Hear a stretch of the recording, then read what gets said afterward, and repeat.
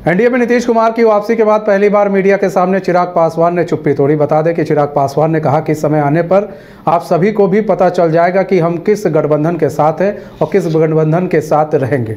इसके साथ ही उन्होंने कहा कि हमारा गठबंधन बिहार की जनता है, हम बिहार की जनता के साथ हैं और सीट शेयरिंग की बात रही तो हम लोग जल्द ही एक साझा प्रेस वार्ता करेंगे। भाई बिहार की हालात के ऊपर नहीं, जो परिस्थितियां बिहार में बनस्पत बाकी राज्यों के बनी हुई हैं, उन परिस्थितियों का जिक्र हमेशा मैंने बिहार फर्स्ट बिहारी फर्स्ट के माध्यम से किया। बिहार को कैसे हम लोग विकसित राज्यों की श्रेणी में लेकर जाएं, उसकी चर्चा और चिंता बिहार फर्स्ट बिहारी फर्स्ट ने हमेशा की है और उसी लक्ष्य के साथ हम लोग आगे बढ़ रहे हैं कि कैसे बिहार को विकसित राज्य बनाया जाए।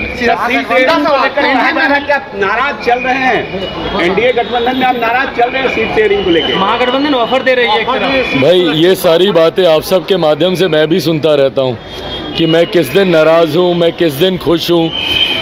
मेरी चिंताएं और बहुत बड़ी हैं। मेरी चिंताएं बिहार को लेकर है, बिहारियों को लेकर है। जहाँ तक रही बात गठबंधन की, मुझे लगता है it's just a matter of time.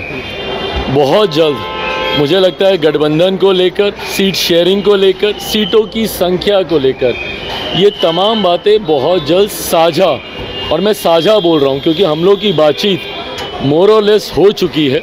मुझे लगता है बहुत जल्द हम लोग साझा भी करेंगे। बिहार के राज्यपाल राजेंद्र विश्वनाथ अर्लेकर ने गया में बुद्धा हॉस्पिटल एवं रिसर्च इंस्टीट्यूट का उद्घाटन किया। दरअसल शिक्षण समूह बीआईटी ग्रुप ऑफ इंस्टीट्यूशन की एक इकाई है। कार्यक्रम का आरंभ मुख्य अतिथि को राजेंद्र विश्वनाथ अर्लेकर को गार्ड ऑफ ऑनर से हुआ। तत्पश्चात मुख्य अतिथि द्वारा शिलापट के अनावरण व दीप प्रज्वलन के साथ समारोह आयोजित हुआ। इस अवसर पर गायत्री परिवार के द्वारा मंगलाचरण का पाठ किया गया।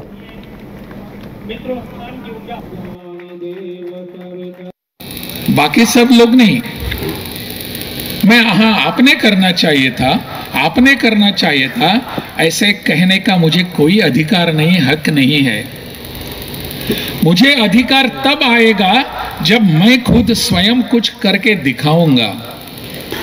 हमारे संस्कार ऐसे ही हैं, हजारों वर्षों से आए हुए हैं और इस हजारों वर्षों की परंपरा जो है वो हमारी स्वास्थ्य सेवाओं की मजबूती की परंपरा है। कहीं जाकर इस देश में स्वास्थ्य सेवा कमजोर थी, ऐसा कभी नहीं हुआ। स्वास्थ्य सेवाएं यहाँ की मजबूत ही थी, अच्छे ढंग से चल रही थी। इन सब का पूरा उल्लेख और जिक्र करने की आवश्यकता नहीं है। आप सब जानते हैं आज की मॉडर्न मेडिसिन जो आई हुई है, इस मॉडर्न मेडिसिन का प्रादुर्भाव तो पिछले 200-250 वर्षों से ही हुआ है। इसके पहले हमारे यहाँ रुग्ण नहीं होते थे क्या? बीमारियां नहीं थी क्या? खबर पटना से है, जहां पुलिस ने पिछले 3 मार्च को बहादुरपुर थाना क्षेत्र के संदलपुर इलाके में आभूषण दुकान में हुई लूट की घटना का उद्भेदन करने का दावा किया। पुलिस ने इस लूट की वारदात को अंजाम देने वाले 4 अपराधियों की गिरफ्तारी की है। पुलिस ने पिस्टल, जिंदा कारतूस और लूटी गई ज्वेलरी भी बरामद कर ली है। सिटी एसपी की माने तो यह मामले में फरार चल रहे अपराधियों की गिरफ्तारी के लिए छापेमारी चल रही है।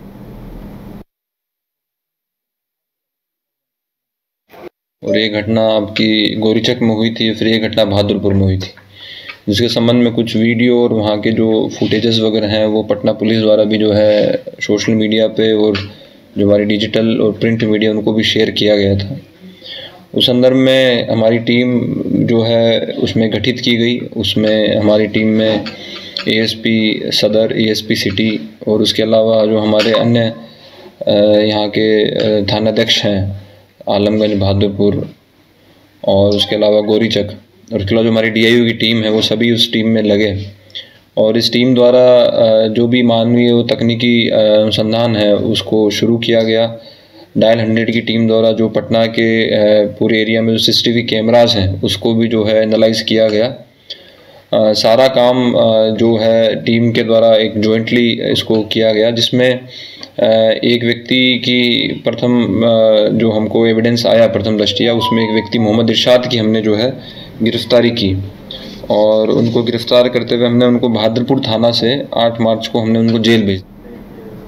कनाडा में कार शोरूम मालिक NRI रितेश बत्रा का पटना में ऑटो गैंग के द्वारा बैग लेकर फरार हो जाने के बाद पटना पुलिस अब तक बैग तो नहीं ढूंढ पाई, लेकिन बैग ढूंढने के चक्कर में 2 पुलिसकर्मियों को इतनी भूख लग गई कि एक होटल में जाकर NRI के पैसे से सूप, चिकन लॉलीपॉप और बटर नान खा लिया। इस बात की जानकारी जब पटना पुलिस के अधिकारियों को दी गई तब DSP लॉ एंड ऑर्डर ने लिखित शिकायत आने पर जांच की बात कही। मिली जानकारी के अनुसार रितेश बत्रा के साथ दोनों पुलिसकर्मी उनकी बैग की छानबीन कर रहे थे, लेकिन दोनों जवानों को भूख लग गई और पहले उन्होंने भूख मिटाई। ब्रजेश बत्रा का आरोप है कि केस दर्ज कराने कोतवाली थाना जब वह पहुंचे तो पहले लोकेशन का मामला बता पुलिस ने केस लेने से मना किया। इसके बाद ऑटो चालक का नंबर दिया तो उसे बुलाकर पुलिस ने बात की और फिर छोड़ दिया। NRI का आरोप है कि वह पुलिस के पास चक्कर लगाकर थक गया है। 2 दिनों में पटना पुलिस से एक बैग भी नहीं खोज पाई तो मैं अब जा रहा हूं। यह बात आला अधिकारियों तक पहुंची। उसके बाद पटना पुलिस एक्शन में आई। पटना पुलिस ने इस मामले में कार्रवाई करते हुए फ्री में चिकन खाने वाले दोनों कांस्टेबल को सस्पेंड कर दिया।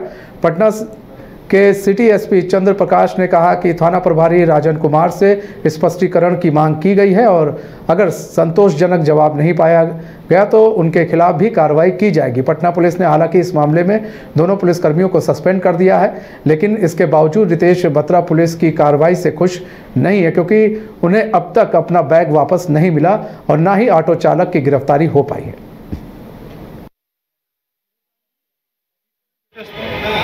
ऑटो अपनी मर्जी से रोक रहा है वो। अपनी मर्जी से रोकने के बाद उसने बोला कि मैं आपको सिगरेट लेना, पानी लेना, मैंने सिगरेट ली, वाइफ ने पानी की बोतल ली। फिर वहाँ से घुमाते हुए अंडरग्राउंड से फिर कोई नदी पड़ती है, बोलता है ये घाट है, इधर सब छठ पूजा करते हैं, नीतीश कुमार ने फ्लाईओवर बनाया है, ये हॉस्पिटल है। मैंने फालतू जगह मत दिखा मेरे को, मतलब सीधा गुरुद्वारे ले चल। गुरुद्वारे ले जाने की जगह अब जैसे हमें वहाँ रोका 2 मिनट के लिए, मैंने पानी की बोतल ली, वहाँ से पीछे जैसे मैं उतरा तो वो चला गया, ऑटो वाला चला गया। उसके थाने में क्या, आप थाने पहुंचे तो क्या घटना हुई? थाने में मैं गया तो वो कंप्लेंट लिखने को रेडी नहीं थे। वो बोलते हैं कि हमारा एरिया नहीं है, ये नहीं है। फिर DSP से बात करी तो DSP ने बोला थाने में जाओ अपना लिख के। तो फिर मैंने लिख के बोला ऐसे नहीं लिखा जाता, वैसे नहीं, अच्छे से लिख के लाओ। फिर अच्छे से लिखवा के गया। फिर बोलते ठीक है अभी बैठो। फिर बैठा रहा रात के 8:30-9 बजे तक। फिर उन्होंने बोला कि इनके साथ जाओ, मरीन ड्राइव दिखाओ। मरीन ड्राइव दिखाया, बोला मेरा एरिया नहीं है। वो फिर वहाँ से फिर मैं आया थाने में। फिर बोलते हैं कि ठीक है 100 नंबर में जाओ, 100 डायल। मैं तो मैं कैसे जाऊँगा, मेरे को तो रास्ता भी पता नहीं। बोला ठीक है वो आ रहे हैं। वो 9:30 बजे आए, लेके आए। यहाँ 10:30 बजे फुटेज चेक कराया। बोलते भैया फिर उसके बाद तो अभी तो नहीं होगा, आप सुबह चेक करेंगे, हमारी ड्यूटी खत्म हो गई। मैं बोला ठीक है। फिर मैं होटल में गया। होटल जाने के बाद फिर पुलिस वालों को मैंने बोला चाय वाय पीना है तो पी लो। तो बोले चाय वाय नहीं पीना, खाना ही खाना है। मैं बोला यार खाना खाने दो, चलो मैं खाना खिलाता हूँ। जैसे फिर मैं अपने होटल के रेस्टोरेंट में ले गया, उन्होंने तो भैया लंबा बिल ही बना दिया एकदम। खर्चा पानी की क्या बात थी? हाँ तुम सेवा पानी करोगे तो कुछ निकलेगा हल। किसने कहा? वही जो कांस्टेबल और थाने वाले जो आपको लेके आए थे यहाँ पे।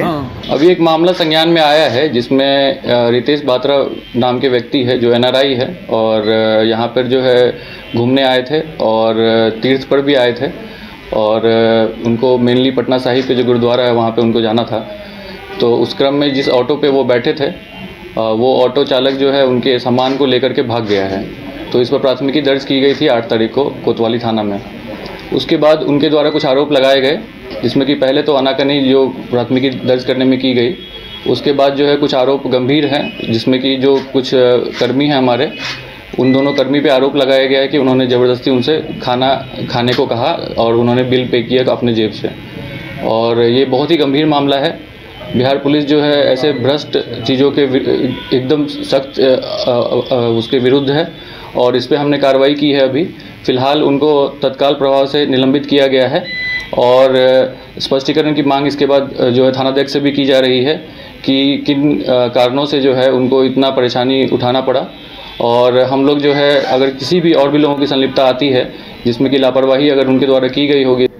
औरंगाबाद के रफीगंज के RBR खेल मैदान में हिंदुस्तानी अवाम मोर्चा के बैनर तले आयोजित अति पिछड़ा सम्मेलन तथा अभिनंदन समारोह में पहुंचे बिहार सरकार के सूचना प्रौद्योगिकी एवं अनुसूचित जाति जनजाति कल्याण मंत्री डॉक्टर संतोष कुमार सुमन, जहां उनकी भव्य स्वागत तथा अभिनंदन किया गया। इसके उपरांत अति पिछड़ा सम्मेलन समारोह का मंच उद्घाटन मंत्री संतोष कुमार मांझी, प्रखंड अध्यक्ष संजय कुमार, सुषमा कुमारी, राधे श्याम प्रसाद आदि लोगों ने दीप प्रज्वलित कर किया। कार्यक्रम की अध्यक्षता संतोष कुमार शर्मा तथा मंच का संचालन विनोद कुमार ने किया। मंत्री ने अपने संबोधन के दौरान कहा कि हम पार्टी गरीबों की पार्टी है और गरीबों की हक की लड़ाई के लिए हमारी पार्टी सदैव तत्पर रहती है और उन्होंने इस सम्मेलन के माध्यम से अति पिछड़ा को जागरूक।